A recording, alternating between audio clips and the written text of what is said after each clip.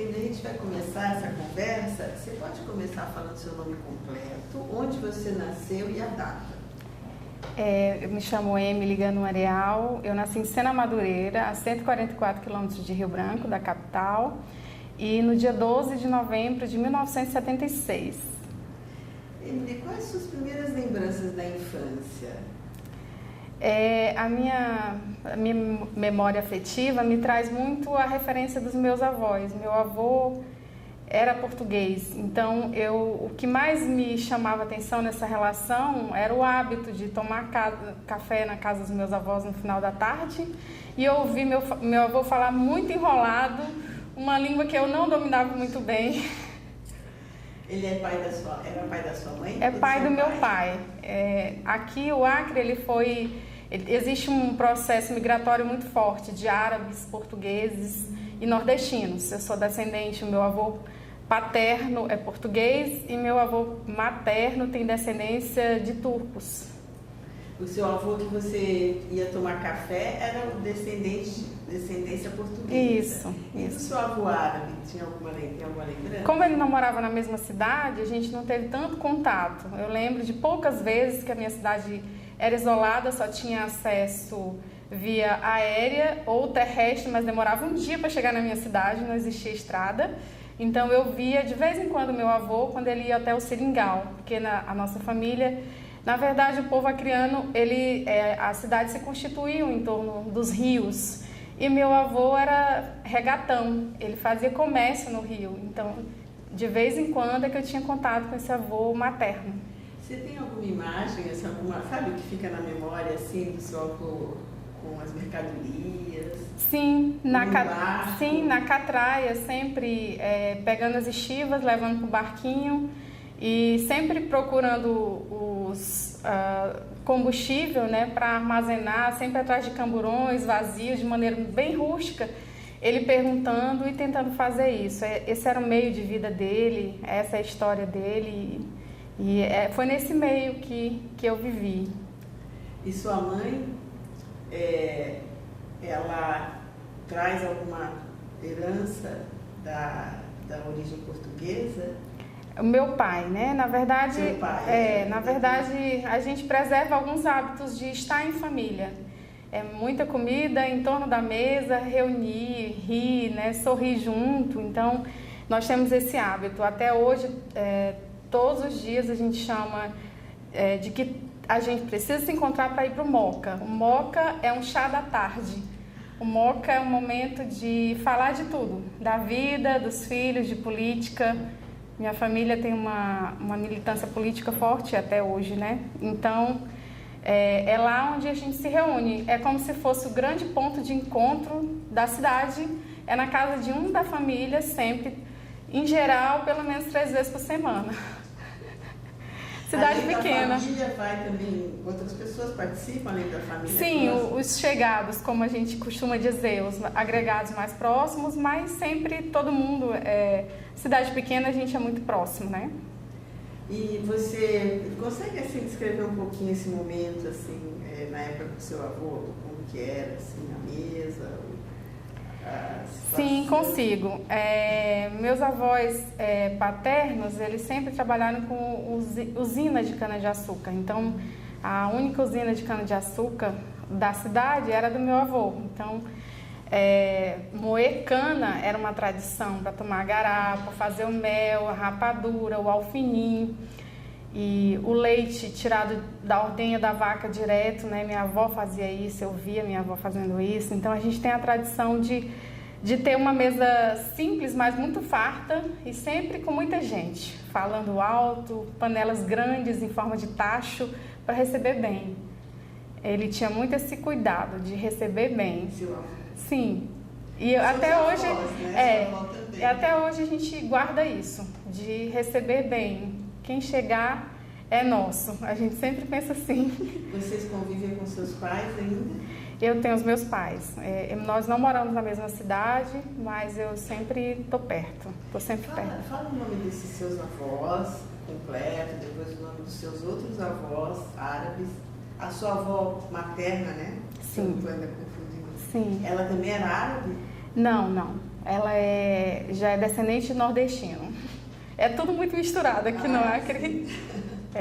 Então, meu avô paterno chama-se Eugênio Areal, que era português. A minha avó, Raimunda Areal, ela era filha de paraense. Meu avô materno era filho de turco, né, e chamava Jamil Sadim Ganum. E minha avó materna também era filha de turcos, chamava Najma Said Ganum. E o nome de seus pais?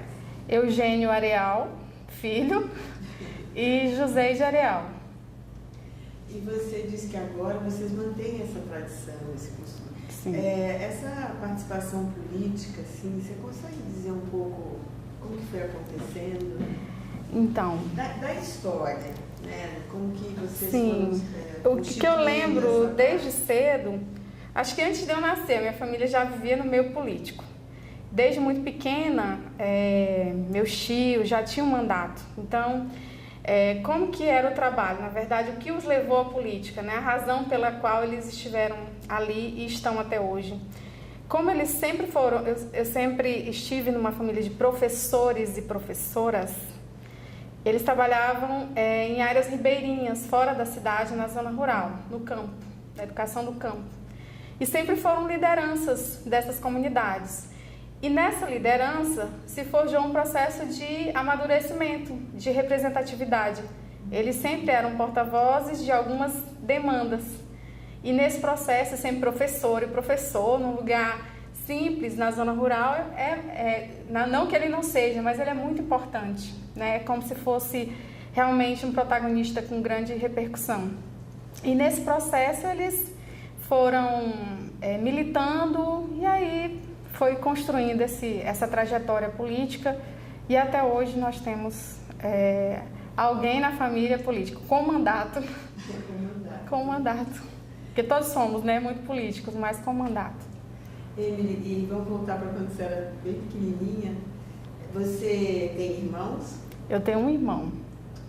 Como ele chama? Alan Areal, infectologista, fez mestrado na UNB e até hoje atende na nossa cidade pelo menos 3 vezes por semana e tem um trabalho bem relevante de pesquisa sobre hepatite delta no Brasil. Na cidade onde você nasceu? Na cidade onde nós nascemos. Você mora em Rio Branco? Hoje. Eu moro em Rio Branco. Você, Emily, convivia com ele bastante quando era criança? A diferença de idade é 1 ano, então eu sempre fui... eu sempre cuidei do meu irmão. Como ele era muito doente e era sempre muito frágil, eu acabava tomando as dores, cuidando, zelando, coisa de irmã mais velha, né? Eu sou a irmã mais velha. Então, nós sempre tivemos essa relação, esse afeto, essa proximidade. A família é muito pequena, né? O núcleo da nossa família. E a gente sempre esteve muito perto dos primos, dos tios e muito envolvido com todo mundo dentro de casa. As brincadeiras, como As nossas brincadeiras eram muito simples, coisas de cidade pequena. Elástico, bambolê, bandeirinha, da manja, de furar. Eu subia muito no pé de azeitona do lado da minha casa. Quase todos os dias eu apanhava porque eu perdi uma sandália havaiana e era muito importante ter essa sandália e guardar essa sandália até o número mudar. Enquanto o pé não crescer, você tinha que ter essa sandália. E eu não lembro de ter apanhado a minha mãe, mas salvo por esse motivo, porque eu sempre fui muito esperta, então eu vivia na azeitoneira do lado da minha casa, que era como se fosse minha. E sempre fazendo isso para todo mundo, eu perdi a sandália. Deixava, quando chegava, não estava mais a sandália. E tomava umas palmadas boas por isso. Você falou que a azeitoneira é como se fosse sua. Como que é essa sensação assim, de subir a árvore? Então, lá em cima, como que é? Então, na minha casa não tinha muro. Cidade pequena, hoje não. Hoje já tem uma segurança maior, né? Por conta da violência mesmo. Mas não tinha muro. Então, no quintal da minha casa tinha uma goiabeira, e eu subia muito rápido. E do lado, que não era nosso terreno, mas eu tinha como minha, porque era do lado da minha casa. Então, eu posso subir no pé de azeitona, porque eu tinha uma relação de afeto com a azeitoneira. Eu vivia em cima da azeitoneira. Qualquer coisa que acontecia comigo, eu fugia para a azeitoneira. tanto eu gostava de azeitona, como eu gostava de derrubar as azeitonas para os outros. Na verdade, eu gostava de subir em árvore. Então, a relação é de que eu me sentia livre, me sentia íntima da azeitoneira. Muito bom. Muito legal. E aí, conta um pouco assim a entrada na escola, né? Como que a escola era perto da sua casa? Sim, bem próximo, a gente chamava de Jardim da Infância, né? Chapeuzinho Vermelho, até hoje eu lembro muito disso, uniforme, igual da Chapeuzinho Vermelho mesmo. E aí a gente ia, né? Eu sempre fiz o processo de escolarização normal, em todas as atividades da escola, participando de tudo, muita coisa de quadrilha. No interior as diversões são essas: quadrilha, caipira, arraial. Minha cidade é muito católica, né? Tem uma grande referência para o país, que é o Padre Paulino, né? Ele é um mito, na verdade. E aí a gente congregava muita gente em torno desse movimento, que não era só religioso, era um movimento social da igreja. Então eu fazia parte do grupo de jovens, da catequese, mas eu queria mesmo era para o grupo de jovens, conversar, organizar torneios, campeonatos, encontros, piqueniques. Então na minha época nós fazíamos muito piquenique. A gente ia para chácaras um pouco mais distantes da cidade, era uma programação que era o máximo, era a gente conseguir organizar um piquenique porque a gente ia mesmo para longe da cidade. Na chuva, descalço, na lama, era um sucesso. Programar isso era um sucesso. E dentro da igreja a gente participava muito dos movimentos sociais, da pastoral da criança e da catequese, de crisma, mas muito mais pela socialização, pelo pertencimento, pelo movimento do coletivo, do grupo, por discutir, por debater, não muito religioso, propriamente dito. Eu acho que o que me levava mais era esse outro movimento. Vocês, que idade você tinha mais ou menos nessa época de grupos jovens? Desde muito cedo, 10, 11, 12, sempre tive muito envolvida. A minha família é muito atuante dentro da igreja, então a gente tá lá desde sempre. Emily, e num desses piqueniques aconteceu algum fato assim que até hoje você lembra? Ou difícil, engraçado? Na verdade a gente arrumava lugares complicados mesmo, porque era como se fosse um grande desafio. E a gente adorava quando o desafio aumentava, que é quando chovia. E era para estrada de lama, então a gente caía muito, os fatos mais inusitados, era tudo muito saudável, né? A diversão era essa, assim, a gente conseguir movimentar toda aquela quantidade de comida para um lugar distante, sem carro, numa carroça de boi. Então eu andava muito de carroça de boi. Carroça de boi, vocês devem conhecer, né? Então, na frente da minha casa tinha um senhor que entregava areia, vendia areia. E no dia do piquenique a gente sempre pegava uma carona do Pedro. E a gente fazia de tudo para conseguir. E era o máximo chegar na zona rural nessa condição, no piquenique, na carroça de boi. Todos na carroça, junto com tudo. Nós éramos pequenos, né? A gente conseguia. Vocês eram bem pequenos. A gente era pequeno. Mas assim, era sempre para uma área de terra de alguém, parte do grupo, né? Ou o pai, ou o tio, ou mesmo nas terras do meu avô, que hoje é urbano, é um bairro na cidade, virou uma escola, era sempre de alguém nosso, então não tinha esse receio, né? A gente iria voltar. A ideia era essa. E você disse que entrou nessa escola, ainda vou falar um pouco dessa primeira escola do Chapeuzinho Vermelho, foi mais o Jardim da Infância. Jardim da Infância, educação infantil, né? Sim. Que a gente chama hoje.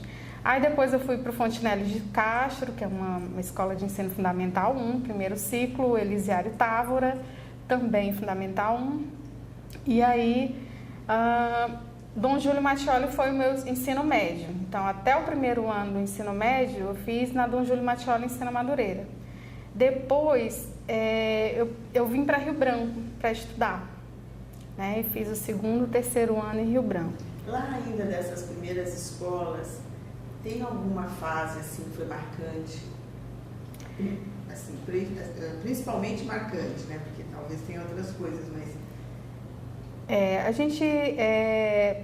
eu lembro A recordação que eu tenho nas minhas memórias afetivas é sempre de uma adolescência muito livre, sem receio de segurança. A gente brincava, ficava no meio da rua até tarde, a gente podia ir às praças, a gente participava de grêmio, né? Eu participava muito de gincana, eu sempre ia muito representar a minha escola em gincana, eu sempre fui enxerida, não porque eu soubesse, mas porque eu era a pessoa que eu não sei, mas eu vou.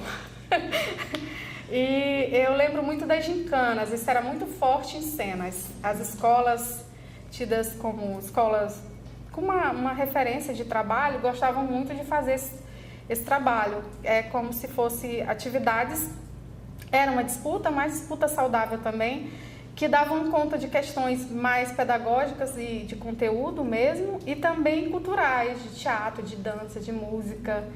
Então essa movimentação é uma coisa que eu guardo até hoje, que a gente, quando encontra os amigos da mesma época, diz: tu lembra daquela gincana no Gutenberg? Eu digo, lembro. Que a tua escola ganhou? Eu digo, lembro.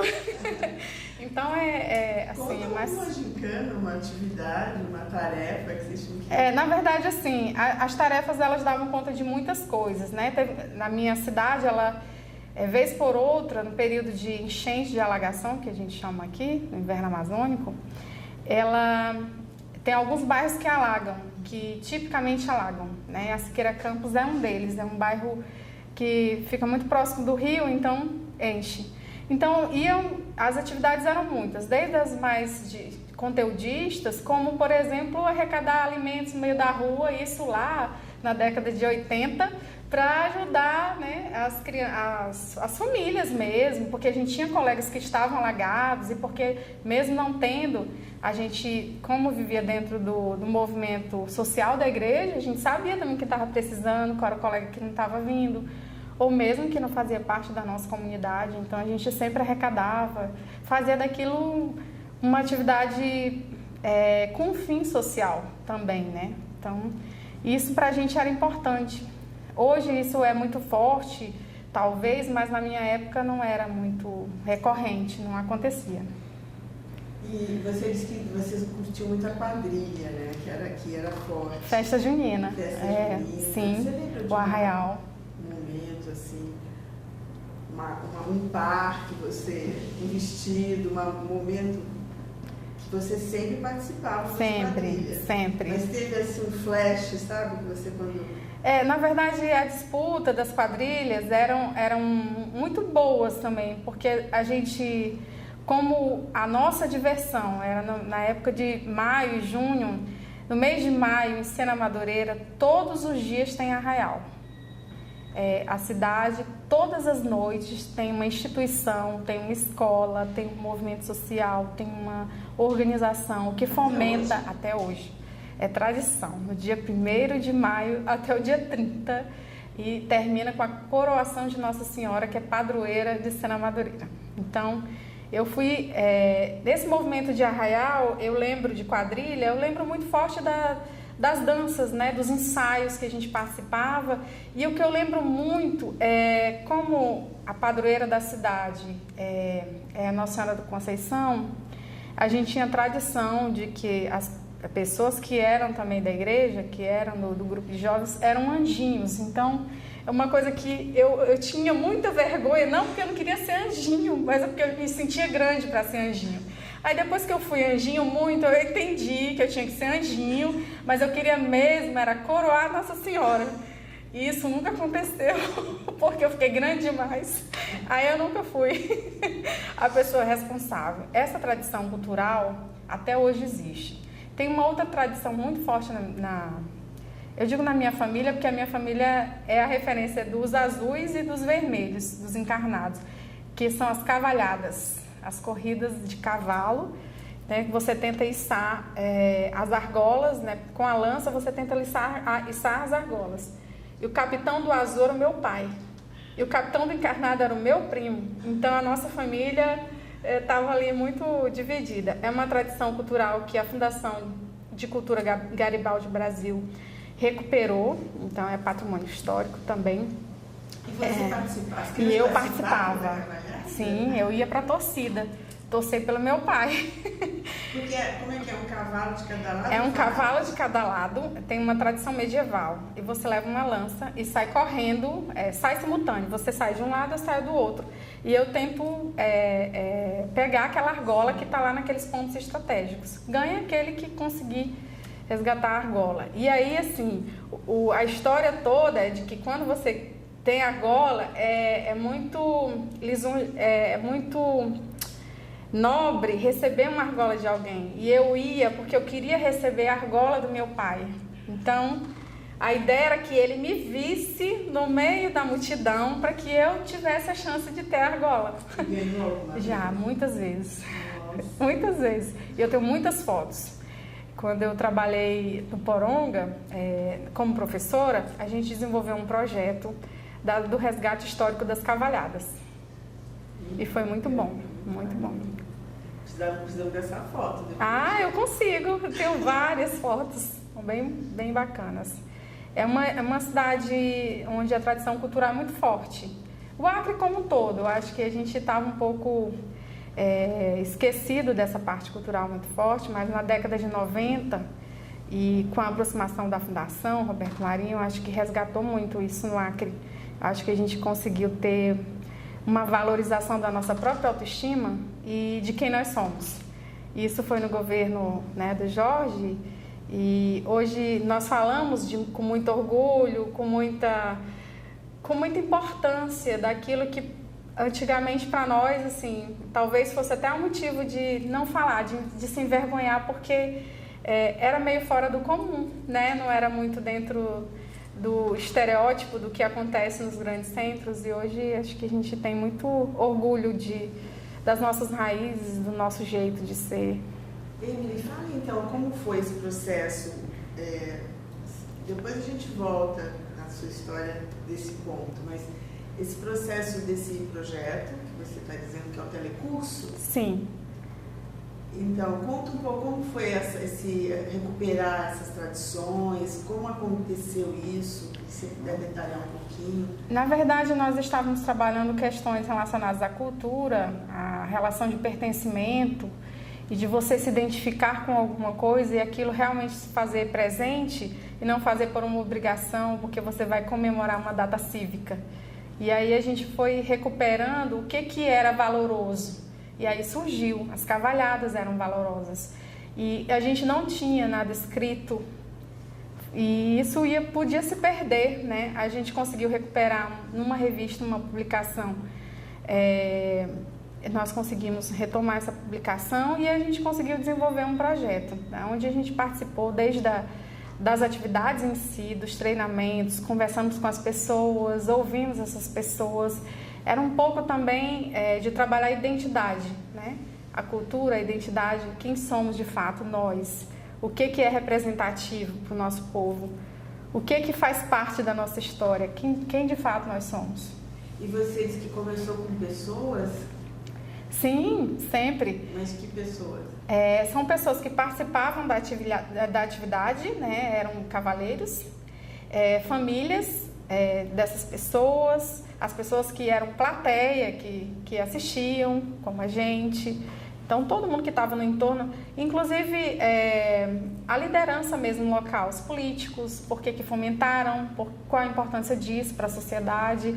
Nós demos voz, né, a muitas vozes. Seu pai participou desse momento? Participou, ele tem ele tem um poema publicado em uma das revistas do Estado e ele participou muito, foi quem nos apoiou de fato a chegar muito junto do grupo, né? Nós temos registro disso. E você, como participante ativa desde aquela época, como que você se sentiu fazendo essa retomada, se dá para falar? Na verdade, o sentimento, na verdade, era da gente trabalhar a identidade na perspectiva prática, mas ela tendo uma referência de sentido para eles também, né? Foi tocado por eles o assunto, né? E aí os alunos, né? Os professores também que ouviram sobre o projeto acabaram incorporando. Então, assim, não era um projeto que nascia por um desejo meu, mas sobretudo era deles. E aí eu ajudei a fomentar, né? E foi importante porque a gente identificou muitas coisas, as questões ligadas à história, a relação com a Idade Média, o porquê daquilo, por que nós preservávamos isso. Sim, dizia muito, porque a nossa tradição era portuguesa, então eles trouxeram, né? E os acrianos aqui também cultivaram, né? Continuam até hoje. Os alunos... e nesse meio todo, primeiro namorado, primeiro amor, a gente pergunta também sobre isso. Então, como menina do interior, casa cedo, eu casei cedo. Eu casei com 15 anos. Não deu certo muito tempo, por razões óbvias. 15 anos eu estava num processo ainda de amadurecimento e a pessoa que eu casei era o prefeito de um outro município, eu tive que mudar para outro município, então era um desafio. Foi uma paixão? E aí assim, o primeiro amor, né, o encantamento, nesse outro município eu fiz a minha formação superior e comecei a trabalhar. Eu era aluna do ensino médio, do último ano do ensino médio, como eu me destacava em literatura, a única professora da cidade de literatura se aposentou e eu virei a sucessora da professora. Qual cidade? Tarauacá. E aí, enfim, terminei o ensino superior e como teve o divórcio, eu voltei para Rio Branco, né? E aí comecei lá como professora no ensino médio já.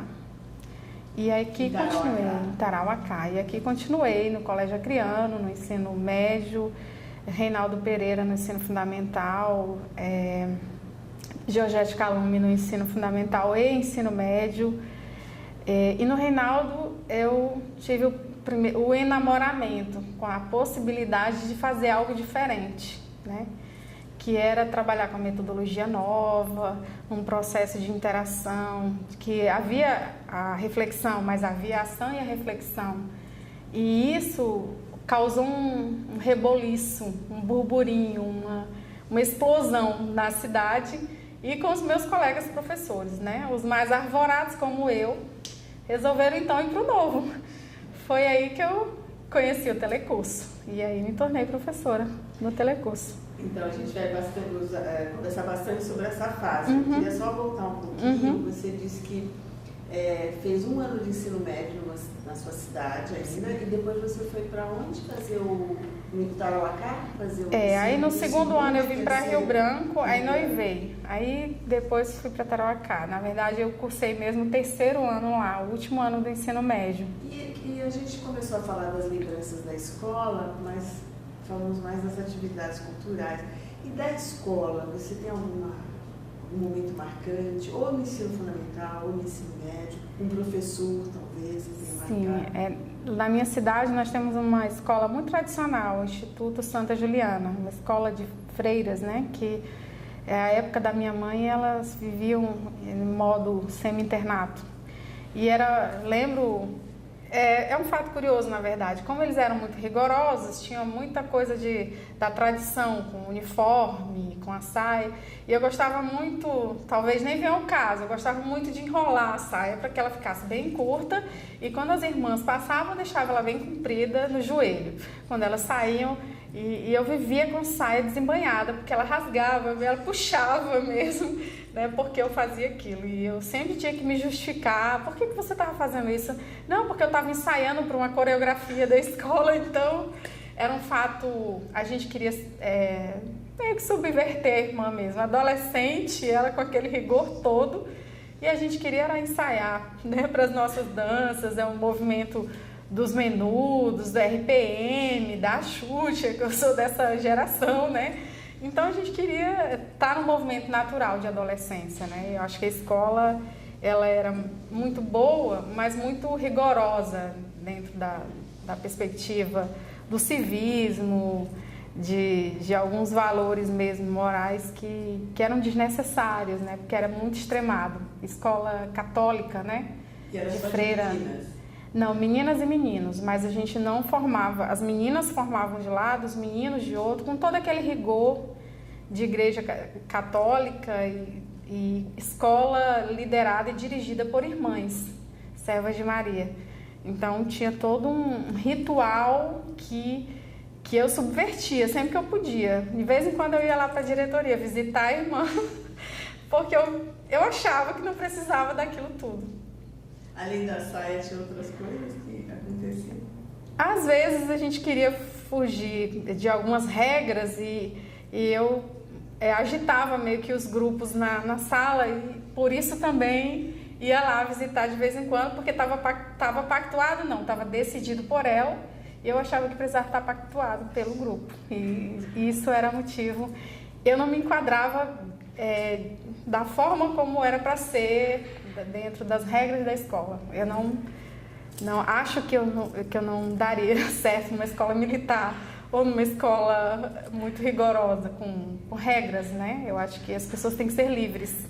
E na igreja, nos movimentos, né, de jovens e pastoral e tudo mais, essa situação, como você sentia isso? Era tranquilo, porque eu tinha um líder muito tranquilo, que era um líder religioso, era alguém ligado à igreja, mas as nossas atividades, o nosso campo de atuação tinha regras também, tinha horário, tinha disciplina, obviamente por se tratar de uma atividade religiosa, mas não tinha alguns rigores que eu chamo de preciosismos desnecessários. Eu acho que era a forma de dizer também fazia muita diferença, a forma de se comunicar. Eu acho que ela não conseguia tocar o nosso coração mesmo da forma que deveria. Eu acho que faltava a pedagogia do afeto ali.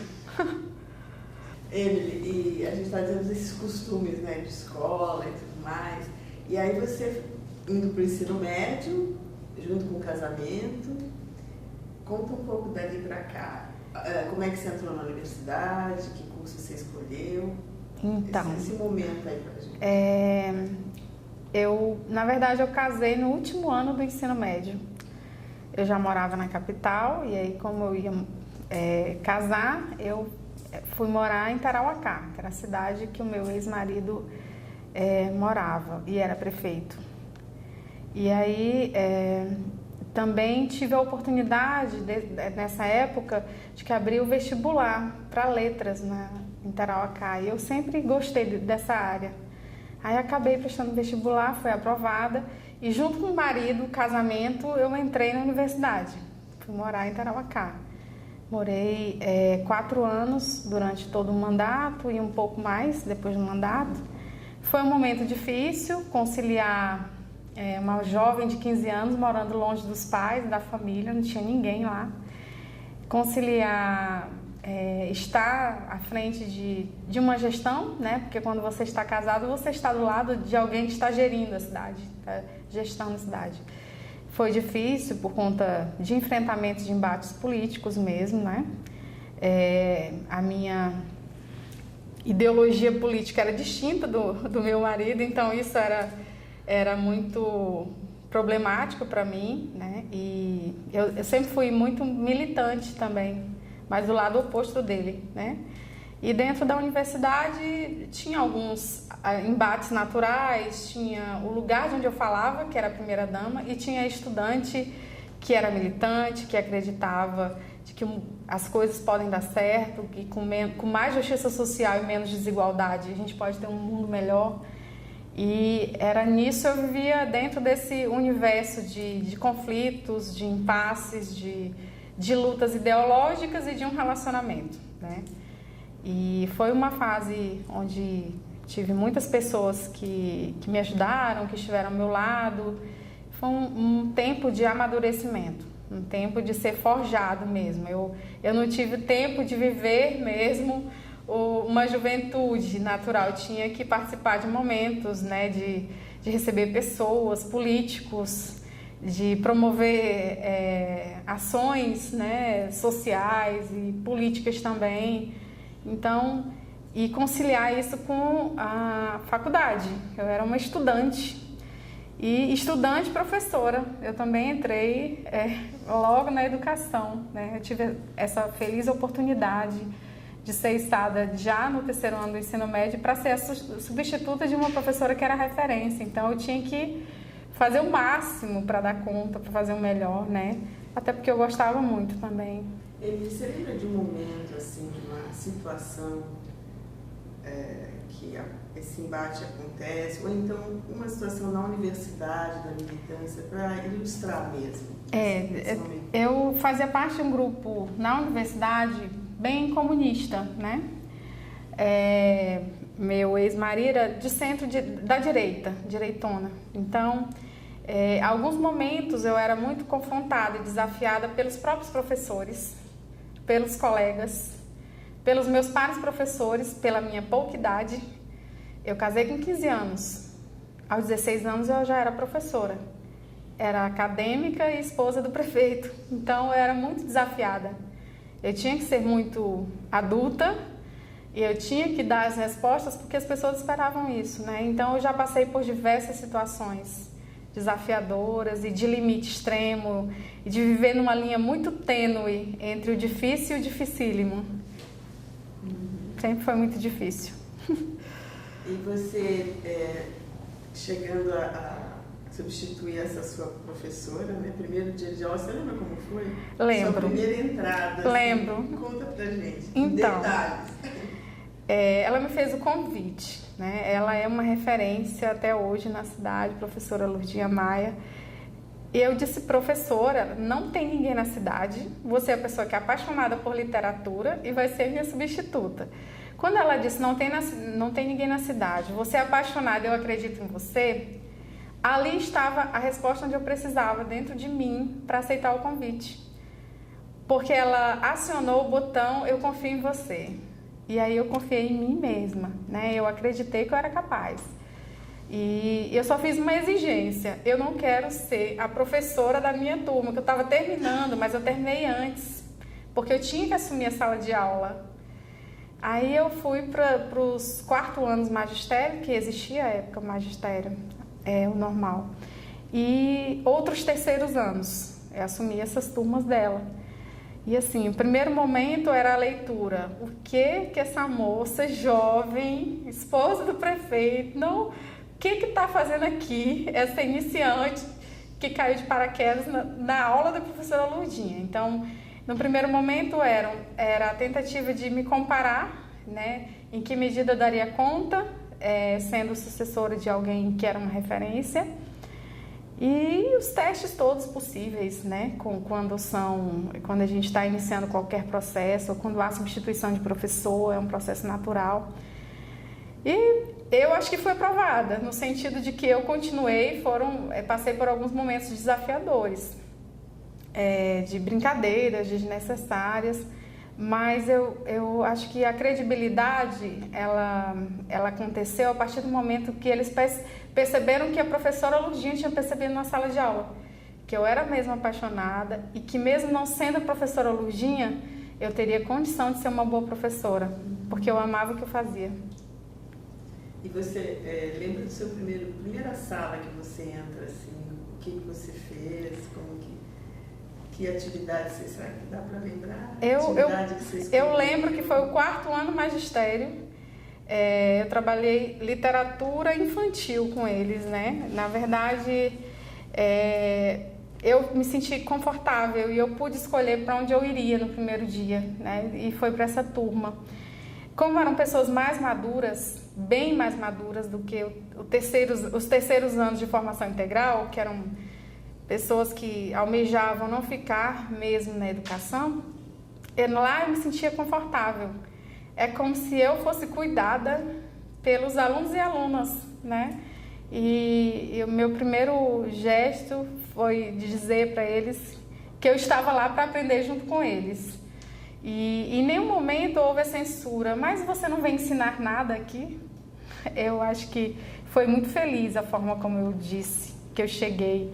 A presença foi muito feliz, porque se eu tivesse dito, eu vim ensinar aqui para vocês, não pensando que quando a gente faz esse movimento, a gente aprende muito mais do que ensina, talvez eu tivesse tido uma resistência, e foi o que não houve. Então foi muito acertada a escolha da turma, foi muito boa. E você continuou fazendo esse trabalho lá? Eu continuei fazendo esse trabalho lá. E aí, escolas, né, como você falou? Na escola, a única escola de ensino médio até hoje, Dr. Djalma da Cunha Batista. Então, eu fui direto para a escola de ensino médio e fiquei lá. Depois eu tive outro trabalho na Justiça do Trabalho, e aí já fugia da educação. Aí, quando o casamento não deu mais certo, eu voltei para Rio Branco e sempre professora. Né? De 1998, eu me formei em 1998, 1998 eu já estava na sala de aula e de lá para cá eu estou na educação. É minha trajetória, minha escolha. Já fui servidora do Tribunal de Justiça do Acre, mas pedi demissão, porque eu passei no concurso para professora e era isso que eu queria. E todo mundo dizia, você é louca. Eu passei em alguns concursos, eu passei em 9 concursos públicos. E aí eu sempre ia mudando, gestor de política pública, analista judiciário, servidor da Justiça do Trabalho de Tarauacá. E quando eu entrava na Justiça era sempre trabalhar com educação. Juizado da infância, eu sempre tentava um braço para não ficar na frieza dos processos e dos carimbos, né? E aí, graças a Deus, deu certo. E por último, entrei na Universidade Federal do Acre. Era o meu sonho. Então, eu sou professora formadora do Programa Nacional de Formação de Professores, que é o PAFOR. Lá, de carreira, eu sou analista de assuntos educacionais. É como se fosse um assessor para assuntos educacionais na universidade. Mas eu estou sempre dentro do PAFOR, né? Que é um espaço onde eu tenho a oportunidade de estar na sala de aula. E também fiquei como contrato de professora na Secretaria de Educação e hoje eu presto meu serviço, eu estou à disposição da Secretaria, trabalhando na coordenação de Educação, Ciência, Tecnologia e Inovação. Eu trabalho no fomento do Acre. Eu trabalho no fomento a amostras científicas, a experimentação, a pesquisa, esse trabalho de fomentar a ciência dentro das escolas. É isso que eu atualmente faço hoje. Na universidade você tem um programa que é de formação de professores? É o programa nacional, né? Na verdade, o PAFOR não é um programa estadual. Ele é nacional de formação de professores e eu atuo nele desde que ele era o Profi, né? Então, desde sempre, mesmo o telecurso eu conseguia conciliar, porque a universidade eu trabalhava à noite ou os professores que atuam no PAFOR, eles trabalham no período de férias. Eles estudam no período de férias, porque eles atuam na zona rural. Então, é possível a gente conciliar essas atividades, porque são sempre nos períodos de férias, né? E você, como que você entrou no telecurso? Como que foi esse encontro? Então, é uma história bonita. A minha trajetória profissional, ela é marcada mesmo, de verdade, fortemente, quando existiu dentro do Estado um movimento de que ia vir uma coisa nova, para o Acre. E eu estava na sala de aula lá no Reinaldo Pereira. E o diretor, a coordenadora, os professores, na hora do lanche, no intervalo, gente, está vindo aí uma coisa nova. Eu digo, professora, sério, eu já trabalhava projetos, como eu sou professora de língua portuguesa, eu trabalhava língua portuguesa e arte. Então, arte eu trabalhava sempre num parque chamado Capitão Ciríaco, fazia teatro, Alto da Compadecida, fazia várias peças e resgatava essa coisa da literatura, de ler, de fazer, realmente de atuar. Então, eu já gostava de fazer um trabalho vivo dentro da sala de aula. Apareceu esse movimento, né, de que a Secretaria de Educação ia selecionar professores para um trabalho novo que estava chegando, que eles queriam fazer diferente. Eu não sabia qual era a diferença, mas eu queria fazer diferente também. Eu acho que eu já fazia alguma coisa próximo do diferente. Intuitivamente eu fazia. E aí, nessa escola que eu atuava, o diretor disse, esses professores aí, Georgia, que era coordenadora, que são mais despachados, que gostam de estar com esse negócio de projeto, toda hora me pedindo material, me pedindo coisa, e compra isso e compra aquilo, e vão para fora e pede ônibus, e é movimentação, e é ensaio, e a escola tinha que abrir, porque a gente tinha que ensaiar, então a gente dava trabalho, né? A existência dá trabalho, isso é ótimo, né? A escola serve para isso. E aí teve um movimento de que teria uma formação, onde a escola poderia encaminhar seus professores, aqueles que tivessem interesse, e eu fui uma dessas professoras, tinha um grupo grande, né, da minha escola. Aí fomos para a formação. Na formação houve um mix de sentimento, de dúvida, de medo, né, de fazer o novo e de vontade enorme de fazer o novo, né. Aí a gente se apaixonou na formação. Naquele primeiro momento foi o enamoramento e a paixão. Foi você viver ali a formação continuada, né, que pra gente era o primeiro contato que a gente estava tendo com a formação de professores, onde eu via aqueles formadores dando vida, trabalhando teoria, mas sendo leve, trazendo para a realidade, fazendo transposição didática de um modo que você estava numa conversa e estava discutindo química, Camões, estava discutindo língua portuguesa, matemática, história, tudo junto e fazendo muito sentido. E na perspectiva da integração, né, de um modo muito colaborativo, né, dentro de uma perspectiva de solidariedade, pertencimento, a formação realmente dentro de um processo de encontrar sentido para aquilo que você faz, você dá vida ao currículo desse modo, quando você associa, quando você relaciona, né? O currículo ele não faz sentido se ele estiver tratado ali como um documento institucional, ele faz sentido quando ele trata dos problemas do dia a dia das pessoas, das relações, do porquê de estar fazendo aquilo. E ali eu descobri que eu podia fazer também, que eu conseguia, assim como os formadores, fazer também. E aceitei o convite. Eu cheguei em casa à noite mesmo eu liguei para o diretor. Antônio José, a vaga do Reinaldo é minha. Nós fomos num grupo de 4 para escolher 2, porque iam ter 2 turmas. Aí uma era minha mesmo. Eu liguei logo, né? Falei que eu queria. Fiquei nesse desafio. E quando eu estava na formação, o sentimento que eu tinha é que eu não queria ir embora, eu não ficava controlando o relógio. A hora tá... Gente, ainda demora tanto para chegar ao final do dia. Eu não ficava assim. Eu ficava, gente, mas tá tão bom, né? E quando chegava no intervalo, a gente queria conversar sobre o assunto da formação, não queria sair de dentro da sala. Então, foi um movimento muito novo para mim. Foi um momento que eu me descobri professora. Foi quando fez sentido aquilo que eu estudava. Foi quando, de fato, eu aprendi a ser professora. Foi quando eu acho que eu vivi a educação mesmo. Quando fazia sentido o que eu estudava, quando eu conseguia... Porque tudo que eu fazia, eu tentava relacionar com a vida. Porque o que é educação, se não estudar realmente para fazer sentido tudo que você faz, né? Que você é como cidadão, como ser social, político.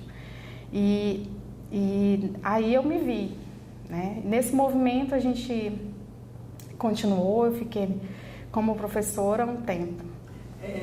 Voltando para a formação, você já fazia suas atividades com os alunos, né, dessa forma mais aberta e tal? Sim. E sempre já pensando que tinha que fazer sentido para eles, as pessoas, né? Sentido para a vida. Você consegue assim exemplificar um pouco mais quando você encontra lá na formação do telecurso?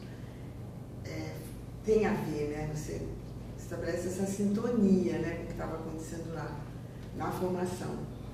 Você consegue dar um exemplo assim para gente, para quem não sabe, não é da educação? Sim. Um momento. Na verdade, o telecurso, o trabalho, são com teleaulas, tudo é representativo. O que é usado, os símbolos, tudo que é tratado, né?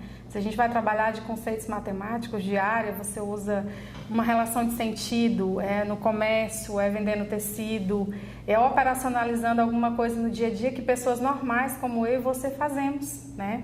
Então, todas as relações, as teleaulas que são veiculadas, elas fazem sentido com a vida. Não era difícil porque não era descolado. O conteúdo teórico estava lá dentro e eu conseguia associar aquilo com a vida. Só que na teleaula eu tinha um suporte, já estava lá de maneira mais clara para me ajudar a desenvolver isso, né? Então, desenvolver essa relação, né, que a gente chama de transposição didática, eu não partia do abstrato, eu tinha uma referência. E isso para mim era mais tranquilo de fazer, né?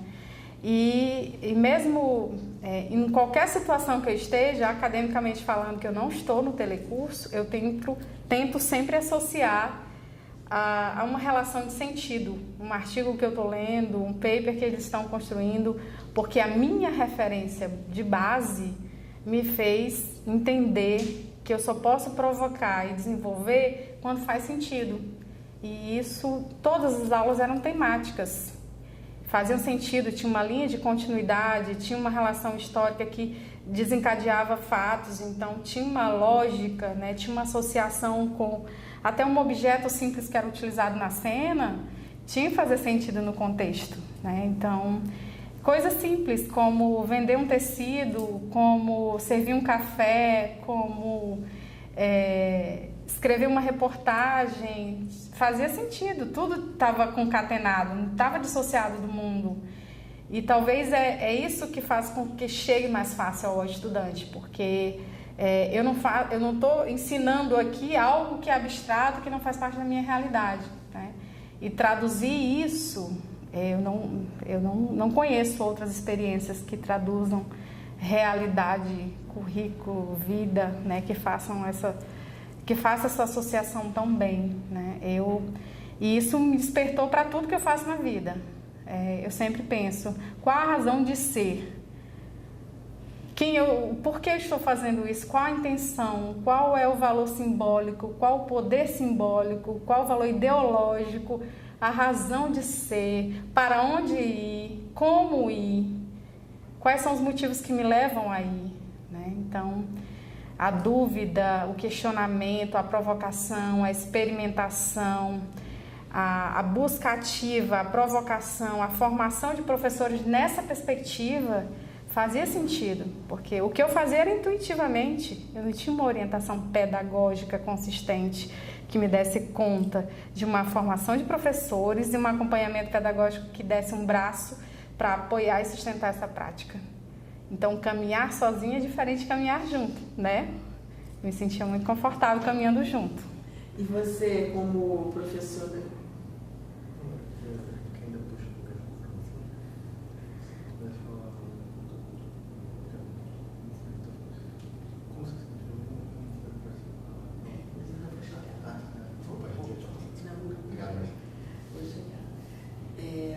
Ele está pedindo para fazer uma pergunta.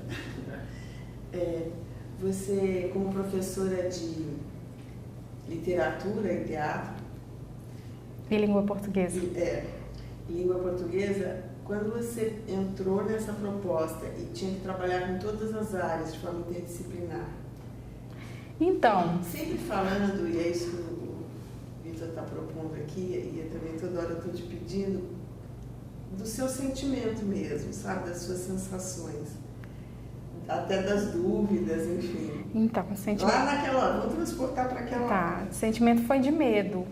O primeiro sentimento foi de medo. O primeiro planejamento foi um pânico. Nós fomos para o planejamento e tínhamos que estar na sala de aula na semana seguinte, né? Era no sábado. E era medo. Medo de não dar conta, medo de não dar certo, medo de não fazer direito, medo de sei lá, de não ter sustentação à minha prática pedagógica, de ser questionada e não ter consistência para me apoiar e não conseguir aprofundar alguns determinados conteúdos que pudessem me trazer um desconforto natural, né? É natural que alguns conteúdos sejam assim. E esse medo, com a prática de planejamento contínua, permanente, né? Praticamente a gente era diária mesmo. Nosso planejamento, a nossa busca era diária. E o planejamento coletivo fazia com que a gente se apoiasse muito, né? O planejamento semanal coletivo e o planejamento diário do profissional. Fazia com que a gente tirasse as dúvidas, compartilhasse as angústias, dividisse os sucessos, os êxitos, o que deu certo na minha sala, o que deu na sua, o que não deu na minha. Entendendo que são processos diferentes, são pessoas diferentes, então nem tudo que é planejado num lugar dá certo no outro. nessa construção coletiva, a gente foi quebrando os paradigmas, entendendo de que educação é construção, né? É processo. Mas tirar essa casca de que o professor especialista, ele que sim sabe do conteúdo e que eu não sou capaz de provocar, de estimular e de mediar um processo pedagógico, era isso que estava incrustado dentro da formação de Caxias, né? A formação que a gente foi formado. E deu muito medo. No primeiro mês, assim, eu chamo de o mês da sobrevivência.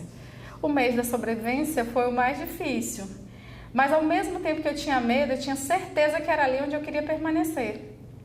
Porque ao mesmo tempo que eu era desafiada por desacomodar algumas coisas que para mim eram muito confortáveis, estar na minha área de especialização, onde eu fui formada para aquilo e que eu tinha muita tranquilidade de passear pelo repertório que eu já tinha, eu também queria conhecer e entender se era realmente possível mediar um processo, porque desconstruiu não só a perspectiva da formação acadêmica do especialista, mas desconstruiu a perspectiva de que o professor realmente pode mediar um processo. Então foram questões metodológicas e pedagógicas que foram tocadas, pontos nevrálgicos que são muito caros e que são muito delicados de serem tocados. Por exemplo, professor especialista, ele consegue mediar um outro conteúdo? Sim. Eu vi isso, vivi isso, fiz isso, orientei isso no processo porque eu fui supervisora e depois estive numa coordenação geral. Então, sim, a resposta é sim. O aluno consegue aprender dentro dessa proposta pedagógica metodológica? A resposta é sim. Porque quem diz isso? É alguém que é apaixonado? Não só isso, porque existem avaliações externas que dão consistência e dão conta de responder a isso. Não é só o olhar de uma pessoa apaixonada, é o olhar de alguém que vivenciou o processo, mas que consegue se afastar e tem dados para dizer que sim. Então, o fato do aluno... A gente está na educação para que as pessoas aprendam, né? Faz sentido ensinar quando realmente a aprendizagem está acontecendo. E isso acontecia. Perguntar uma coisa. Você, em algum momento, né, você vai encontrar numa turma professores especialistas. Como é que você convence eles, falando de você? Assim, você vai precisar convencer eles de que dá certo, que funciona, mas contando um pouco do que, sabe, eu sei que funciona porque foi assim comigo. O que você falaria? Você vai entrar no grupo na verdade, eu já entrei diversas vezes nesse grupo, né? Eu fui diversas vezes para um fronte de batalha que é de ir para uma universidade, para uma instituição e falar da experiência metodológica e pedagógica. E quando a gente traz a nossa experiência, a fala de professores, a fala de alunos, resultados de avaliação, quando a gente convida para ir a uma sala de aula, a uma telesala nossa, quando a gente mostra no dia a dia, quando a gente socializa um memorial, quando a gente convida ele para participar de uma aula que está sendo mediada por um professor unidocente, ele consegue perceber que com planejamento, com seriedade, com trabalho consistente pedagógico, é possível fazer. Eu digo até mais, que se ele, especialista, não se preparar e não planejar uma boa aula, ele também não conseguirá dar uma boa aula, desenvolver uma boa aula, mesmo sendo especialista. Então, eu digo que não tem receita. O segredo do sucesso não é o segredo, é a prática pedagógica que é consistente. Então, o ato de planejar, acompanhar, né? Você planeja, acompanha, faz uma formação consistente, dá conta de caminhar junto nesse processo, você tem um bom trabalho pedagógico. Mas, assim, o que você falaria para ele que ele tem que largar? Eu quero dizer assim, a gente está gravando o mais possível a sua vida nisso, né? Como que você passou por tudo isso, né? Então, sim, você teve que largar as suas aulas como elas eram. Na verdade, eu tive que me permitir. Quando eu me permiti acreditar né? Primeiro que eu me permiti acreditar que se em outros estados do Brasil deram certo, se eu tenho um colega que faz e dá certo, se eu tenho experiências mundiais de países desenvolvidos que dão certo, se eu vejo tanta gente apaixonada e louca dizendo que dá certo, eu tenho que, no mínimo, pela prática da dúvida como professora e pesquisadora, eu tenho que me permitir conhecer. Então, não tem nada que você consiga contrariar se você não for pesquisar, não for a campo, tentar descobrir. Então, o estigma, ele acaba sendo rompido ou quebrado ou sendo reconstituído quando você se abre para conhecer, né? Então, a primeira coisa que eu falo, permita-se. É a palavra que eu digo, permita-se. Tudo bem, eu respeito a sua opinião, ela não é igual à minha, mas venha conhecer. Então, a primeira coisa que eu faço é um convite. Não tem uma outra forma. Primeiro faço um convite, depois eu chamo para o planejamento, levo para um acompanhamento amostral, o professor atua na sala, conversa com os alunos, leia o memorial. Então, o convencimento, ele é um processo natural de quando você realmente está munido das informações necessárias. E às vezes a gente tem um preconceito muito imediatista quando a gente desconhece. E sempre que eu ia para um confronto, eu dizia, fale mais sobre o que você sabe. Porque diante do que você sabe, eu vou te ajudar, ou não. Então eu deixava muitas pessoas dizerem, diga o que você sabe, daí da universidade, do lugar onde você fala, me diga o que você sabe de aceleração. Eu vou tentar te ajudar, porque o pouco que eu souber eu vou compartilhar contigo. E sempre eu entrava no pouco que eu sabia, planejamento, processo avaliativo, acompanhamento pedagógico, trabalho colaborativo a partir das equipes do dia a dia da telesala, da dinâmica que é desenvolvida, todo o trabalho de coordenação, de monitoramento, de apoio pedagógico, toda a trama que era muito bem tecida em tudo que era feito, formação de professores, formação continuada, tudo que acontecia que fazia sentido e tinha razão de estar ali, eu entrava dizendo como era. Na verdade, eu só ia dizer algumas coisas, né? Isso quando você já era coordenadora?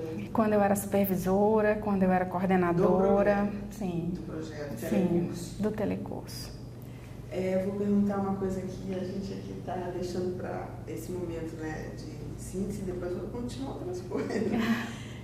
Você disse que aí você virou professora mesmo. A gente queria que você falasse desse sentimento, dando exemplo, de repente, sabe aquele momento, nossa, agora eu sou professora. Teve um momento assim? Teve sim. Qual o seu sentimento, né? Parece não ser importante, mas assim, nas primeiras aulas que eu percebi o Machado, né, quando eu percebi os personagens sendo os interlocutores da trama, da teleaula, eu digo, gente, mas tudo faz sentido, a Cecília, o Machado, então, eles estão aqui presentes, né? Quando eu conseguia entender aquilo que eu desenvolvia na teoria, que eu conseguia associar aquilo que era desenvolvido no material pedagógico, né? A prática metodológica, toda ela fazia sentido.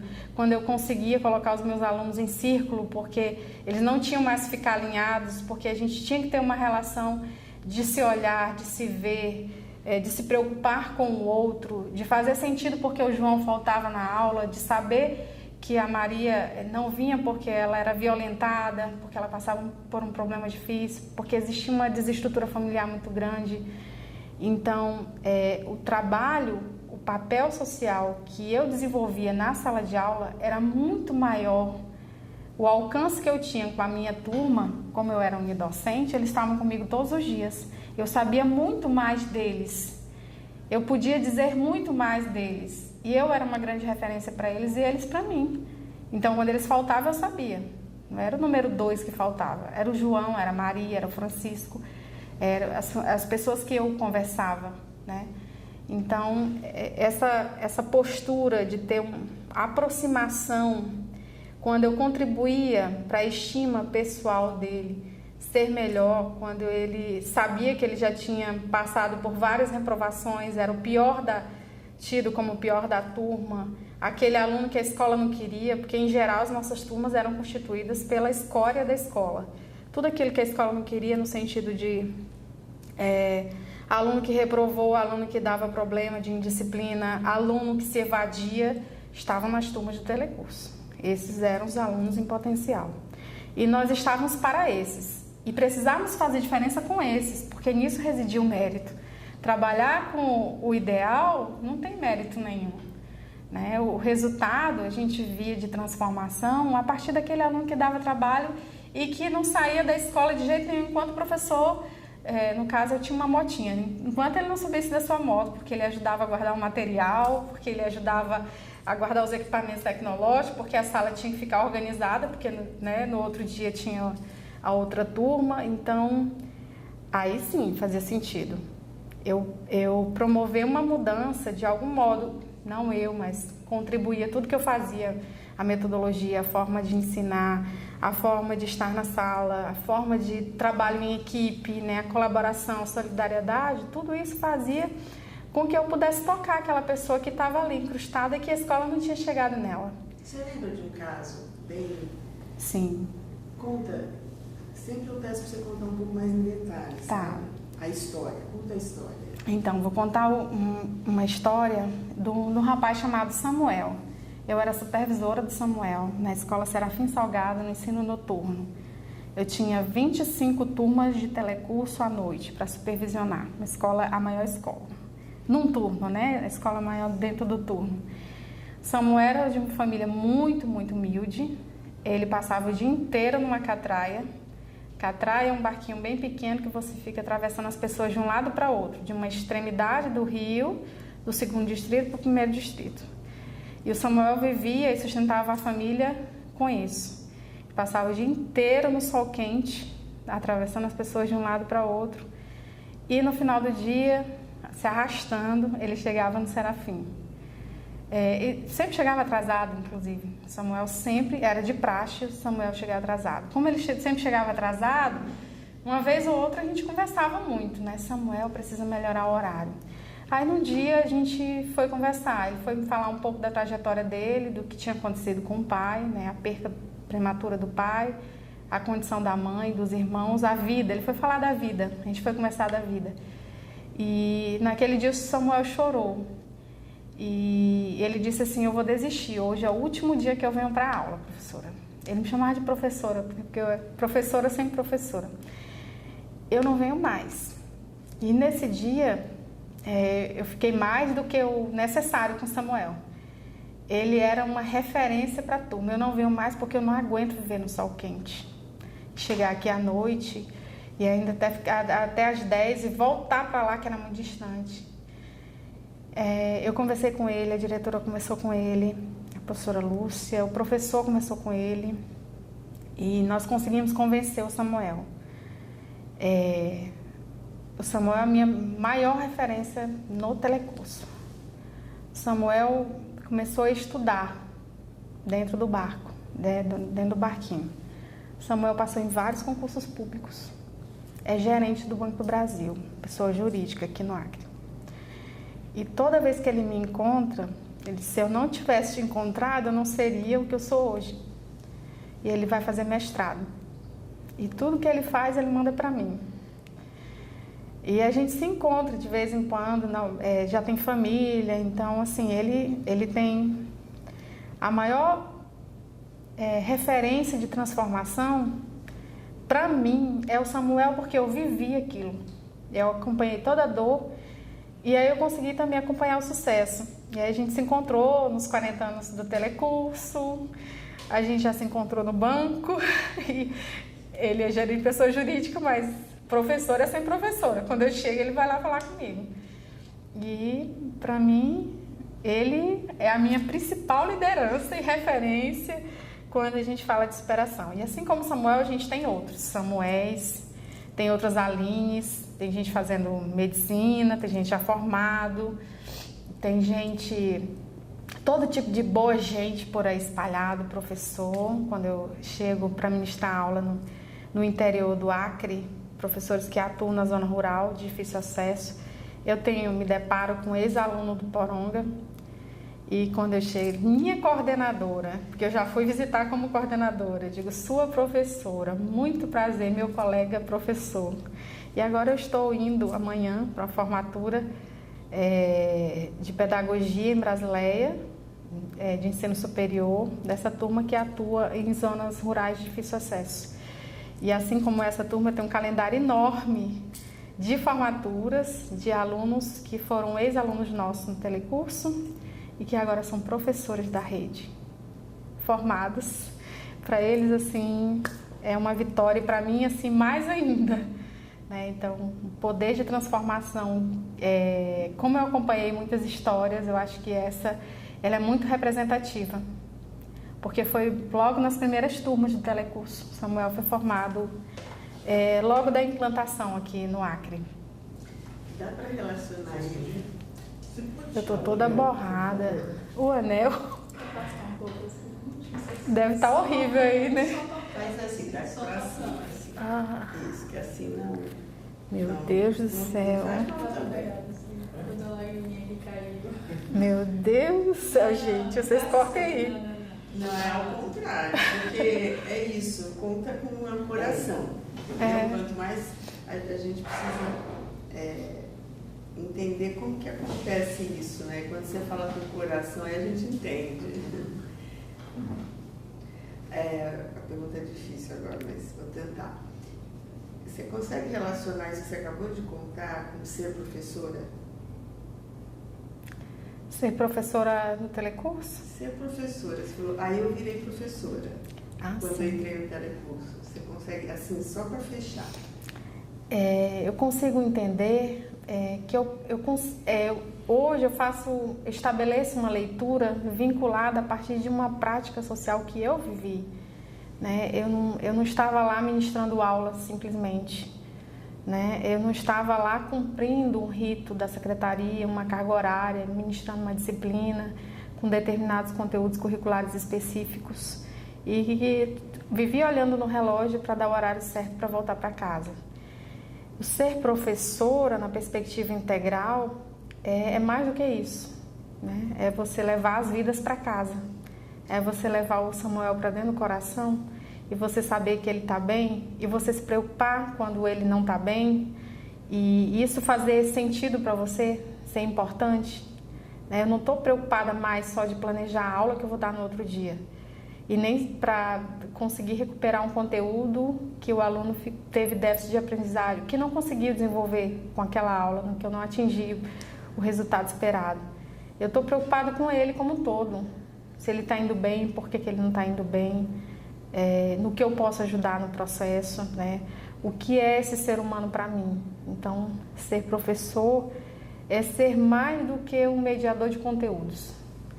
É você tratar com vidas, é você tocar no coração das pessoas, é você ter afeto, ter presença, ser presente e também ser um bom profissional que planeja, que desenvolve suas atividades. Mas é de você ser gente. Era isso que eu queria dizer, que talvez eu não tenha dito. É isso, é ser gente. Muito bom. Falou, né? Meu Deus do céu, me dá vontade de chorar. Para nós também, ó. Passa um filme, né? Aí quando eu penso, né, que a gente quer muito que as coisas boas sejam perenes, né? Me dá saudade. Saudade. A palavra é saudade. E a memória também, né? Saudade boa, né? Saudade boa. Das coisas boas que eu gosto de lembrar, que me dá esperança. Essas falas são tão importantes, né? Para a gente levar para outros professores ouvirem, né? Eu acho que são falas importantes. Né? Então a gente vai continuar agora e vou te perguntar outra coisa. Tá gravando? Como é que eu falo? Por isso que eu falei com ela. Não tem problema. Vamos falar. Você falou a gente gostaria de saber, acho que você falou bem rapidinho, assim, das equipes Como que você acha que contribui, sabe? Mas se você puder explicar um pouco, claro. Assim, a equipe funciona assim, Sim. Mas como que acontecia na sala? Dando exemplos mesmo, né? Tá. Então, primeiro, talvez vocês foram formadas assim, então, depois como que isso acontecia? Nesse processo... E aí você puder explicar, sabe? Fulano fazia isso, aí ele era assim, mas na equipe e tal, enfim. Tá. Então, o trabalho colaborativo, que era a essência do trabalho em equipe, desde o processo de formação que a gente participava como professores, né, nós éramos formados nessa perspectiva e tudo que a gente era formado na perspectiva, a gente também vivia na sala de aula. Então, não era uma formação que não fazia sentido, não era descolado. Tudo que acontecia aqui, como professor, tinha ressonância aqui, com o aluno. Então, existia uma vinculação direta. Então, eu naquele primeiro momento da formação inicial, a primeira, eu não tinha noção do quão grande era aquilo. Eu imaginava, meu Deus, mas a gente tem que avaliar aquilo que aconteceu no dia, a gente tem que ponderar sobre o que aconteceu, a gente tem que dizer o que foi positivo, aquilo que pode ser melhorado no processo. Eu achei que era um rito, que não ia perdurar, né? E ao passo que isso perdurou. Na sala de aula fazia todo sentido, quando a Maria levantava e dizia, não, prof, hoje a turma realmente não contribuiu, me atrapalhou, não estou aprendendo desse modo. Queria que a senhora também possibilitasse que a gente fizesse de outro modo. Então, essa coisa da participação social, eu me colocar como sujeito, um sujeito crítico, que avalia, que pondera, um sujeito político. A avaliação, ela dava muito conta disso, né? E fazíamos nós, professores, e faziam cá os alunos. Nós fazíamos, era uma via de mão dupla. Todo mundo fazia tudo. E nós, na coordenação, com a supervisão, também fazíamos. Então, todo mundo fazia, realmente vivia. Todas as atividades, né? A gente também tinha uma equipe de coordenação que cuidava do ambiente, que organizava os espaços, as atividades, o que a gente ia desenvolver, que dava conta de deixar um ambiente mais harmônico. Todas elas tinham um papel muito importante. Gente que tinha dificuldade com disciplina mesmo, organização, que não levava material, que não contribuía para a harmonia da sala. Quando posto não, porque todo mundo passava por todas as equipes. Quando a gente fazia as atividades e que ele parava lá na coordenação, a gente percebia que aquilo que talvez ele não tinha tido a oportunidade de desenvolver. Ele era um cara colaborativo, que ajudava todo mundo, entendeu? E a oportunidade de ser protagonista aqui fazia com que ele despertasse. Talvez coisas que não foram desenvolvidas lá atrás. Você lembra de alguém assim? Sim, eu tinha a Tamílis, era super rebelde, ela já tinha sido interna da Casa do Adolescente Mocinha Magalhães, então ela vivia em conflito com a lei, né? Ela cumpria medida socioeducativa em semi-liberdade, e a mãe dela me visitava quase toda a semana, e com ela era difícil, ela passava por tudo que era canto. Aí na coordenação ela começou a entender de que as pessoas têm papéis, que a gente precisa ter responsabilidade, que a gente precisa respeitar o outro dentro do seu espaço, e eu consegui trazê-la para ser minha principal ajudante. De olha, Tamílis, isso não falta, porque eu preciso de ti demais, não tem pessoa melhor para me auxiliar nisso. Aí eu conseguia, a gente conseguia junto entender o que cada um fazia melhor dentro do seu espaço. Sabe que as pessoas interpretam, na verdade, todo mundo aprende diferente, todo mundo tem a sua inteligência, o que Gardner fala, a gente conseguia dentro das equipes entender que cada um, dentro de um espaço, atua melhor, fala melhor, se coloca melhor, se porta melhor. Então, hoje quando eu encontro os meus ex-alunos, que a gente se encontra pela rua, eles, professora, que ele trabalha em equipe, meu professora, eles dizem assim, né, salvou a lavoura. A senhora acredita que eu consegui ser promovido na empresa, eu era boy, hoje eu sou gerente. Eu digo, por que, meu filho? Porque eu sei me expressar, né? Eu trabalhava em equipe, eu sabia coordenar o processo. Aí o meu chefe, quando eu fiz algumas atividades de liderança, disse assim, eu vou dar oportunidade para esse cidadão. Eu digo, meu filho, que prazer, que alegria. Então, esse sujeito colaborativo, que pensa, se coloca, que sabe se emitir uma opinião, que sabe coordenar um processo, que sabe avaliar aquilo que ele está vivendo, né? Que sabe se integrar socialmente, ele é extremamente importante dentro do século XXI, né? Uma sociedade da informação, que a gente tem um perfil de juventude que pede protagonismo juvenil e que a gente já dava, nossa... A Tamires, você disse, ela realmente me ajudava. Me ajudava. Fala disso, assim, por que ela te ajudava? O que ela tinha que rolava isso? Ela me ajudava porque ela era uma menina difícil, né? Ela entrou ela cumpria a medida socioeducativa por conta de tráfico de drogas. A família era muito pobre e ela serviu de mula numa ocasião e nessa situação foi pega, né? Ela não era má, ela era rebelde. Ela era rebelde e precisava de alguns limites, estabelecer combinados.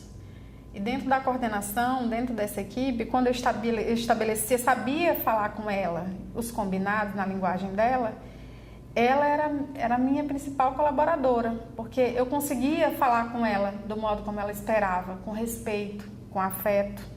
Mas eu também dizia que precisavam ser cumpridas. Uma certa ocasião, pedi que ela coordenasse a entrega de algumas atividades que eu precisava que fossem coordenadas. Eu não dei para ninguém, eu dei para ela. Porque primeiro ela tinha que ser o exemplo. Para ela pedir que os trabalhos fossem entregues, ela tinha que entregar. Ela tinha dificuldade de cumprir as coisas, né? Ela queria sempre infringir, né? E aí eu disse para ela, olha, para você ter respeito e alguém te ouvir, primeiro tu tem que entregar o teu, né? Esse é o primeiro passo. Tu leva o teu. E aí tu dá o exemplo. Olha, gente, tá faltando tantos dias, o meu já tá pronto, eu espero que vocês entreguem. E quando eu dava essas atividades difíceis, ela sempre dizia, a senhora faz isso para me testar, né, professora? Eu falei, não, eu tô fazendo isso para te ajudar na tua autodisciplina, porque você é muito boa. E ela era muito boa. Né? Então, hoje ela está atuando, hoje ela é gerente de uma loja bem importante aqui. Né? A menina que teve essa trajetória dentro das medidas socioeducativas, ela sempre diz, professora, não diga para ninguém que essa história é minha. Eu digo, não digo, você vai dizer com orgulho quem você é, porque onde você chegou é muito orgulho da sua trajetória, do lugar onde você saiu, que tinha um pai presidiário e uma mãe que vivia com muita dificuldade, cuidando dos irmãos. Ela foi cooptada, ela não era má, ela estava num momento de fragilidade e cedeu, precisava do dinheiro e foi. Então, eu acho que de algum modo eu ajudei. E eu só ajudei porque eu conheci esse trabalho, né, com as equipes, as atividades. A metodologia, ela fazia com que a gente pudesse perceber o melhor que tem na pessoa, né? E eu consegui. Essa menina me marca por isso, porque hoje ela tá bem, né? E o trabalho, ela disse, professora, foi fundamental a senhora ter me dado a mão. Eu poderia estar lá junto com meu pai, né? Não estaria no mesmo lugar, porque tem, né, a ala feminina. Mas olha onde é que eu tô. Meu pai já saiu, cumpriu pena e estamos bem, né? E são coisas que não tem preço, né? Essas histórias não têm preço, é a razão de ser, né, da educação, é a transformação. Sabe, eu tô realmente explorando você hoje. Tô com calor. Só vou perguntar mais uma coisa sobre isso. Está cansada? Não. É só calor mesmo. Não, porque cansa, né? Emoção. A emoção. É mais emoção mesmo do que cansaço. É o barulhinho, né? Já ligou e desligou? Não, eu estava regulando para mais ventilado. Ele é muito, para quem não conhece como funciona, é muito esclarecedor você contar assim, por exemplo, você trata toda essa situação com uma proposta de transformação, né? Então, isso é educação. Então, as equipes, se você puder até contar algum outro caso, então teve a equipe de coordenação, que teve essa situação, teve a equipe de avaliação. Então, como que, se você puder contar mais um só, como que você faz? Uma coisa, vou ver se eu entendi, uma coisa é você trazer a pessoa porque ela vai se sentir importante fazendo aquilo, mas no que ela mudou, entendeu? Quando ela não estiver como coordenadora. Não sei se você entendeu o que eu quero dizer. Como que isso educa, no sentido de transformar, né? Como você contou da Mires. Samires. Tem algum outro caso? Assim? Tem vários. E outra equipe, talvez? Sim, tem vários casos. A socialização, por exemplo, era um desafio no início, quando eu trabalhei com a turma da Reinaldo, que a gente tinha... É uma comunidade muito periférica, em geral as nossas turmas são na periferia, né? E já existia uma rixa, que a gente não chamava de guerra de facção, mas existia uma rixa de pessoas que moravam no bairro e outras no outro bairro. Então, assim, eu tinha muita resistência para que esse grupo participasse com esse grupo. Então, a integração era um desafio. Quando eu pedia para que o grupo X promovesse uma atividade de integração, o Y não queria fazer porque o X promoveu, né? E aí a gente foi trabalhando humildinho. Gente, a importância da gente estar no mundo. A gente vive em sociedade, a gente precisa dividir com o outro. A gente precisa se permitir olhar para o outro com mais generosidade, de enxergar no outro o que ele tem de melhor. Então, coisas assim primárias que eu achava que era natural que eles soubessem, eles não sabiam. Porque é como se fossem castas, eles não se socializavam, eles não ficavam juntos, sabe? História de comunidade que não se afina com a outra, de escola que não se afina com a outra, coisas que não fazem sentido. E em grande medida isso tinha uma interferência direta, e depois eu fui descobrir, com uma pessoa que era do tráfico e capitaneava X e depois Y, né? Então não podia realmente, eu não entendia ali naquele momento. Depois a gente foi entendendo o porquê. E conseguimos desconstruir essa coisa de que eu não vou fazer. Gente, nós vamos fazer juntos. Porque não é o X nem o Y, é a turma única. Não existe aqui 2 grupos nessa sala, nessa telesala. Existem pessoas que estão juntas com o mesmo propósito. Então eu tive essa resistência, e que não foi de uma pessoa. Foram de 2 grupos que formavam a turma. E uma outra pessoa não estava nesse grupo nem nesse. Mas não tinha força para garantir que a equipe de socialização funcionasse sempre, porque era rodízio, né? E sempre que um parava aqui ou ali, eu tinha dificuldade. Então, a gente conseguiu romper isso com dificuldade. Não foi fácil, não foi simples, mas a gente conseguiu romper. Eu sabia que fora da sala, eles tinham as divergências. Mas dentro da sala, a gente conseguia viver em sociedade mesmo, em harmonia mesmo. Você lembra do dia que aconteceu? Meu primeiro dia de proposição de atividade de socialização não deu certo, né? No segundo dia eu descobri qual era o motivo, né? Então, logo nas primeiras aulas, foi assim, que a gente começou a delinear a metodologia, aí eu fui começando a sentir quem eram, né, as pessoas, com quem era ali as pessoas que eu vivia, né? Que comunidade era aquela lá no final da 6 de agosto? O que faziam aqueles meninos, né?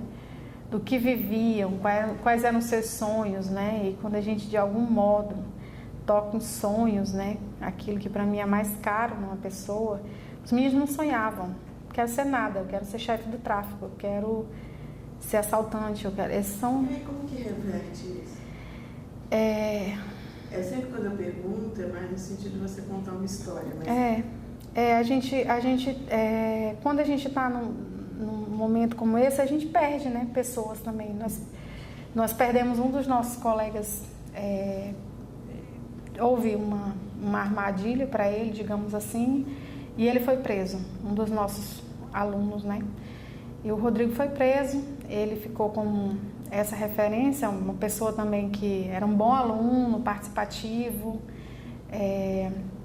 não era usuário, mas praticava o tráfico.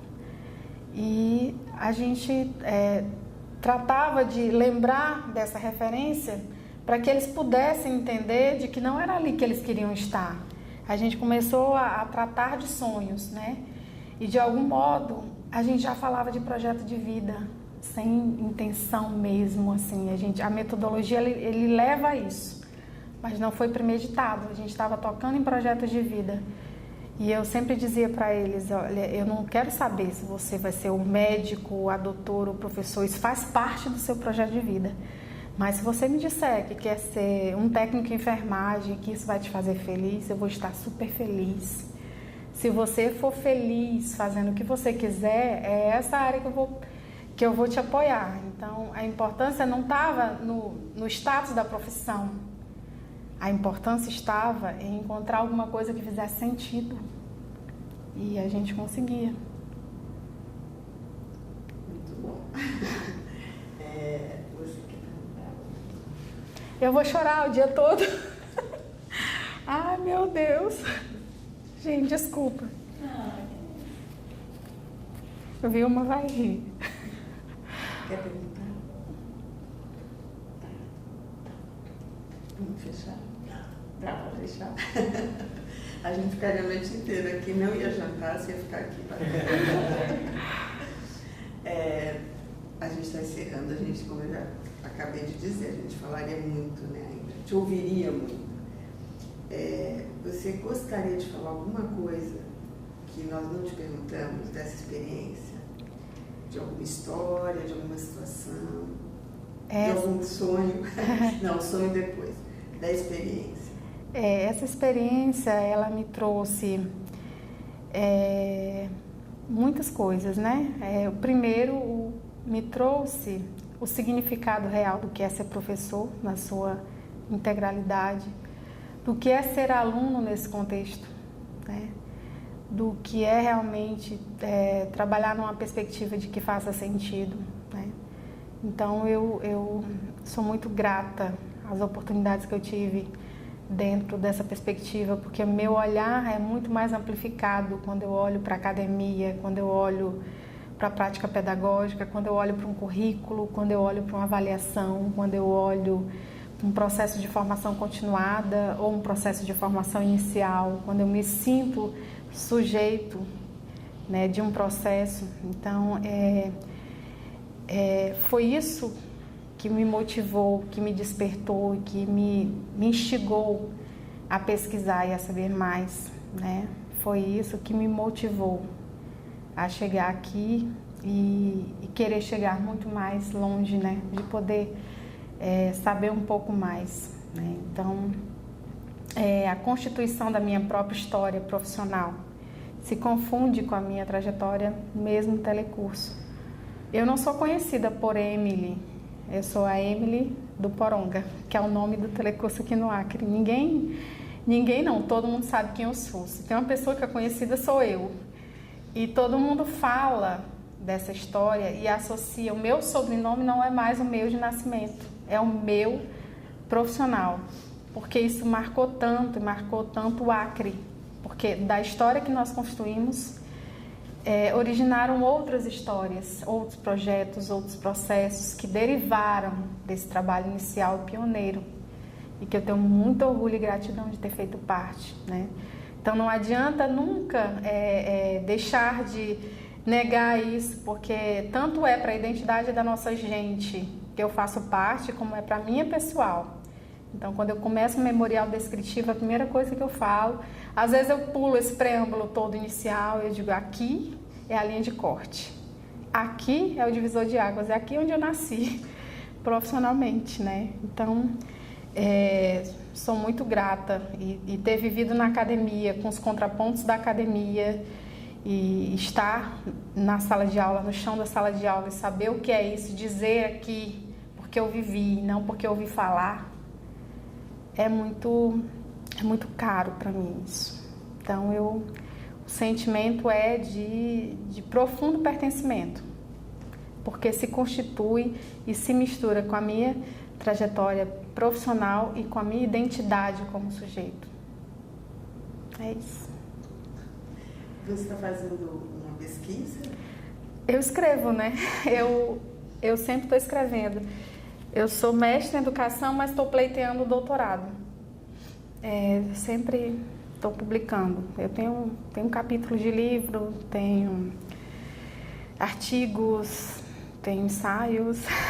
Sempre. Aí todo mundo, quando vai citar alguma coisa, Areal 2016, e eu sei que é da aceleração, que é do telecurso, eu digo, meu Deus, enche a alma. Não porque me citou, mas porque é da minha história mesmo, né? Então, eu já tive outras gerências, assim, mas sabe aquele orgulho santo? Não é vaidade pela vaidade, é porque...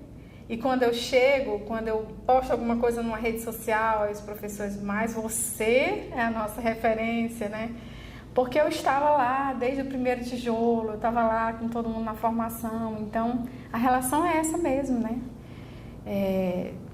A razão de estar ali e de fazer parte, né? Foi construído tudo muito junto. E ser uma referência nesse sentido é importante para mim, porque algum dia alguém foi referência para mim, por isso que eu estou aqui, né? Tereza é referência para mim até hoje. Qual Tereza? Essa aqui. Tereza Farias. Né? Vilma Guimarães é referência para mim até hoje, né? A fundação são pessoas que, Ana, todos nos tratam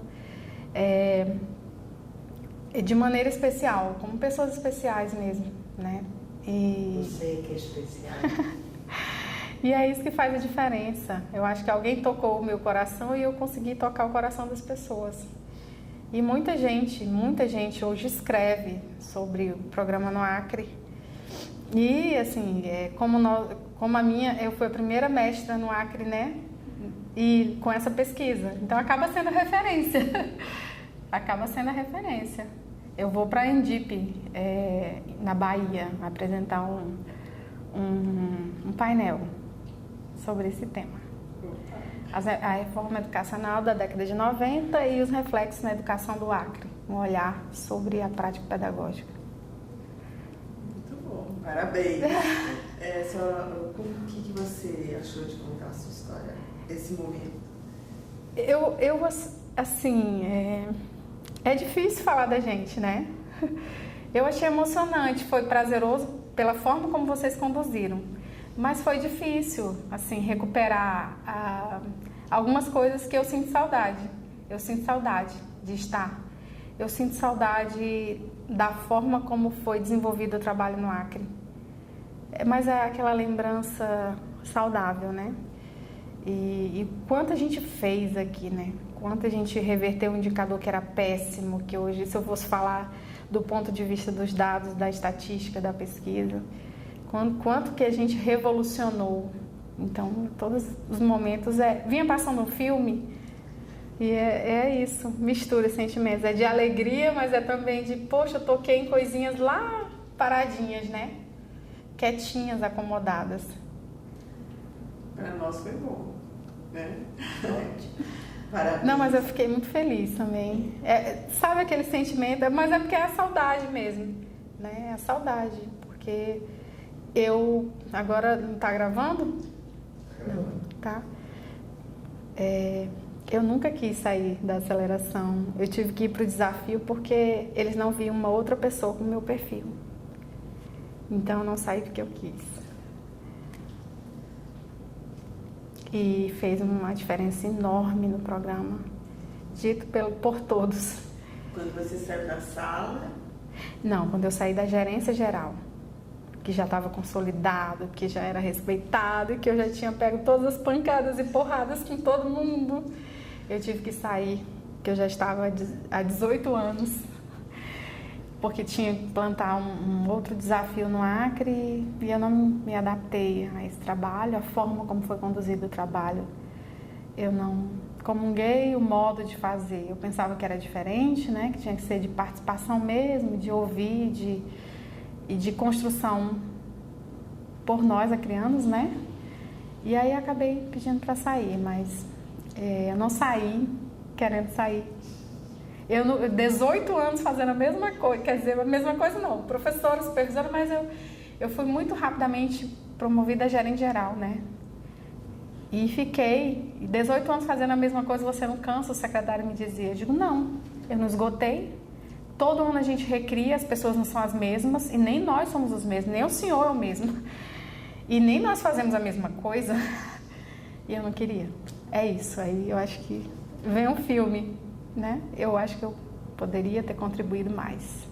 Eu acho que eu tinha mais. Hoje eu tenho muito mais para dizer. Porque eu também saí, aí veio a pesquisadora, fui conhecer outras coisas, né? Talvez fosse importante.